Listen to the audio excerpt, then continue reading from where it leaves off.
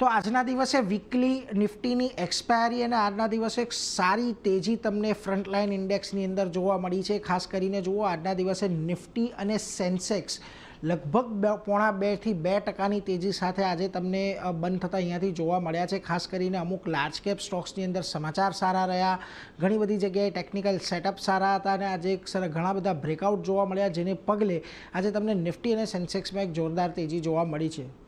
આ સામે તમને નિફ્ટી બેંકની અંદર જુઓ તમને 1.8% અત્યારે ઉછાળા સાથે બંધ થયું છે।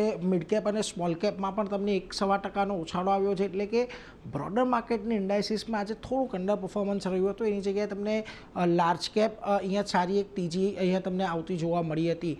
ખાસ કરીને આજના દિવસે જો તમે સેક્ટોરિયલ ઇન્ડાઇસીસ જોશો તો તમને બધી જગ્યાએ એક સારી તેજી જોવા મળી છે।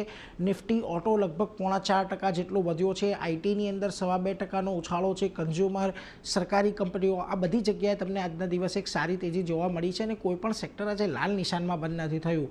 નિફ્ટીના ફ્રન્ટ પરથી આજે તમને જ્યાં સૌથી વધારે તેજી જોવા મળી એમાં આઈસર મોટરનું કાઉન્ટર ખાસ મહત્વનું છે, કારણ કે અહીંયા એક્સપોર્ટની અંદર સારો એવો ઉછાળો જોવા મળ્યો। સીવીના સેલ્સ અહીંયાથી સુધરતા જોવા મળ્યા અને સ્ટોક આજના દિવસે તમને એક નવા શિખરે બંધ થતો દેખાયો છે। ખાસ કરીને બજાજ ફાઇનાન્સ, બજાજ ફિન્સો આ બંનેમાં પણ તેજી જોવા મળી। બજાજ ફાઇનાન્સની અંદર આજે એક બ્રોકરેજ રિપોર્ટ આવ્યો, જેને પગલે અહીંયા સારી એવી તેજી રહીને આ ઉપરાંત તમને મારુતિની પણ જે મેનેજમેન્ટની કોમેન્ટ્રી આજે આવી, ગઈકાલના જે આંકડાઓ આવ્યા બાદ એના લઈને આજે સારી તેજી ત્યાં પણ તમને જોવા મળી। નિફ્ટીના ફ્રન્ટ પરથી માત્ર 2 સ્ટોક એવા હતા, સન ફાર્મા અને બ્રિટાનિયા, કે જ્યાં આગળ તમને થોડો લાલ નિશાનની અંદર કારોબાર જોવા મળ્યો છે। બાકી 50માંથી 48 શેર આજે લીલા નિશાનમાં બંધ થયા છે। ખાસ કરીને તમે વાત કરો આજે મિડકેપની, તો તમને મિડકેપમાં આજે સુંદરમ ફાઇનાન્સનું કાઉન્ટર જુઓ લગભગ 15%ની તેજી સાથે બંધ થતું જોવા મળ્યું છે। અશોક લેલેન્ડમાં એક સારી તેજી આવી, અહીંયા પણ સીવી આંકડા સારા હતા। ઓઇલ ઇન્ડિયા, એમએનએમ ફાઇનાન્શિયલમાં પણ એક સારી તેજી સાથેનું ક્લોઝિંગ જોવા મળ્યું છે।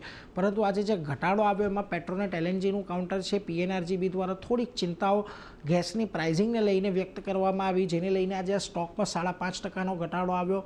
આ ઉપરાંત તમને સુઝલેન એનર્જી, સોલાર ઇન્ડસ્ટ્રીઝ, એસજીવીએન જેવા પાવર કાઉન્ટર્સ રહ્યા કે જ્યાં આગળ થોડું ઘણું નફા વસૂલી આજે રહેતી દેખાય। ઓવરઓલ આપણે જે છેલ્લા ઘણા સમયથી નિફ્ટીની અંદર ખાસ કરીને 23,500, 23,900ની રેન્જની જે વાત કરી રહ્યા હતા, એ રેન્જનું આજે બ્રેકઆઉટ આવ્યો છે ઉપરની તરફ અને 24,100ની ઉપર નિફ્ટી બંધ થયું છે। પરંતુ આજના દિવસે પણ 24,200નું લેવલ ઇન્ટ્રાડેમાં પાર કર્યા બાદ ત્યાંથી નિફ્ટી થોડો નીચે આવ્યો હતો, એટલે હવે 24,200નું લેવલ નવી તેજી માટે અહીંયાથી પાર કરવું મહત્વનું થઈ જશે અને આખી પ્રક્રિયામાં હવે 24,000નું લેવલ છે એક મહત્વના સપોર્ટ તરીકે તમને કામ કરતું દેખાશે।